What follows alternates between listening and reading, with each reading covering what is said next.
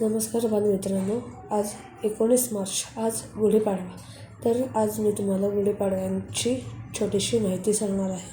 चला तर मग आपण या माहितीला सुरुवात करूयात.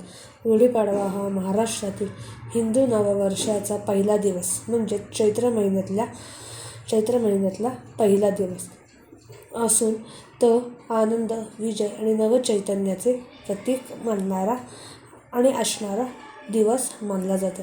या दिवशी घराबाहेर रेशमी कापड, कडुलिंब आणि फुलांच्या माळेसह गुढी उभारली जाते, जी प्रभू श्रीरामांचा आणि किंवा शालिवाहन राजाच्या म्हणजेच सातवाहन घराण्यातील राजाच्या विजयाचे प्रतीक मानले जाते.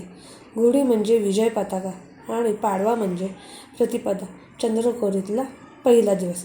गुढीपाडवा हा 3.5 मुहूर्तांपैकी एक मुहूर्त मानला जातो, ज्यामुळे या दिवशी नवीन वस्तूंची खरेदी किंवा नवीन कामाची सुरुवात करणे म्हणजेच शुभ दिवस मानले जाते.